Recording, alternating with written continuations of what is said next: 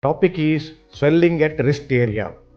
Dear students, we'll discuss a clinical case. Swelling is a very common clinical case kept in the exam or day-to-day surgical practice. You come across different parts, different areas, swelling will come. So it's a clinical case very commonly kept and practiced also by surgeon. So what is the differentiation for this swelling? See that this swelling around the wrist area. So you can see that very well localized swelling. So to examine, you take the history, duration, progression, pain is there, fever is there, many other swellings are there in the body. Then, so detailed history is important. Family history, family members, anybody is having such swellings are there. You have to ask. Opposite side swelling is opposite wrist swelling is there or not. You have to ask. Then on examination, you tell the inspection, approximate size, shape, extent, location. Then skin over the swelling, well localized swelling it is, see that. Then surface of it looks that. Then on palpation, warmness, tenderness, then measurement you have to do, centimeter in longitudinal and transversely. Then skin fixity, pinch the skin is free or not. Looks like skin is free here. And then mobility, deeper plane, 2 direction you have to check the mobility. Then against resistance you have to check. Here you can see that brachioradialis comes here. Brachioradialis comes here and pronator teres is here and brachioradial pronator teres here. So mid-prone position if you do like this against resistance, if mobility gets restricted, it's attached to that muscle underneath, so that it is attached to the muscle underneath in the mid-prone position like this against resistance. This is the mid-prone position. So brachioradialis is there, so that's how exactly check the mobility of the adherent. Only supporting plane, it will be mobile even after contracting the brachioradialis in the mid-prone position. But if it is adherent, then the mobility will be restricted. So that's why you have to check the mobility with the mid-prone position. So all these things I already told, skin free.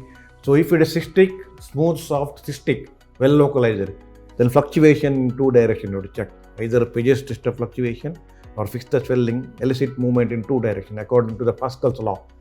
Fluctuation. You can always go through my book, Clinical Method Surgery, details about fluctuation is there in the swelling chapter. And if it is fluctuant, that means it contains fluid, then you have to check the translumination using transluminoscope.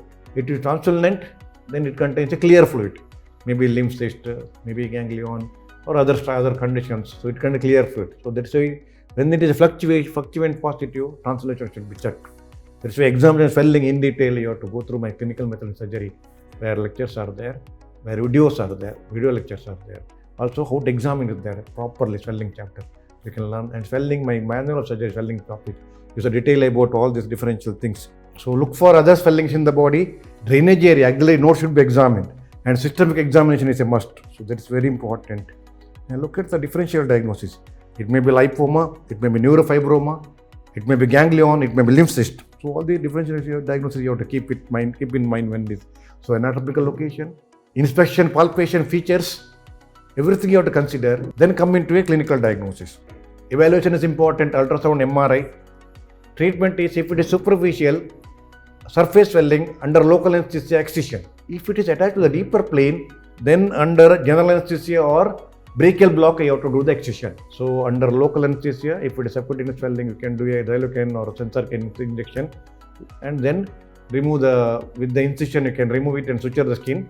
If it is a deeper plane, adhered to the brachioradialis or to the wrist area, you confirm it by MRI, then you do a excision, do it under general anesthesia or brachial block, regional anesthesia, not local. FNAC under ultrasound guidance or the otherwise also you have to do. FNAC is very, very useful investigation to have a prior pathological diagnosis.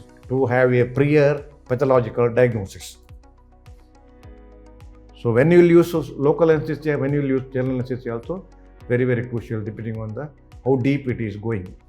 So you can always go through my clinical methods in surgery chapter 4, swelling chapter, how to examine a swelling, and also manual of surgery swelling chapter about different conditions of lipoma, neurofibroma, ganglion, and lymph cyst, and so on. So different diagnosis of all swellings are there, both clinical methods in surgery and manual surgery. Please go through it. So students, answer the MCQ. Molding sign is typically seen in A, B, C, D. Put the right answer in the comment box. I'll acknowledge your answer. Put the right answer later. Second MCQ is Pascal's law is typically used in fluctuation test, transformation test, cross fluctuation, fluid thrill. Again, put the right answer. I'll acknowledge your answer. Again, students, request you to join my YouTube channel, subscribe it, share with your friends and colleagues, and upgrade your surgical knowledge by day-to-day brief lectures of 5 to 10 minutes about clinical case mainly, clinical scenarios, images, instruments, post-operative complication, brief operative procedures. All these different playlists are there. You can always go through it. Enjoy your learning surgery on day-to-day basis for brief period. Per day, 10 minutes spent for surgery.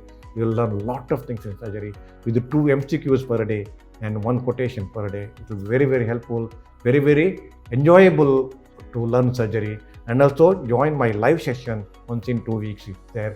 So with the interactive session, student will present a case, and with not only me myself, with the senior professors in the live session, they will join and with the good interactions for 1.5 years. Clinical assessment, differential diagnosis, management of different conditions.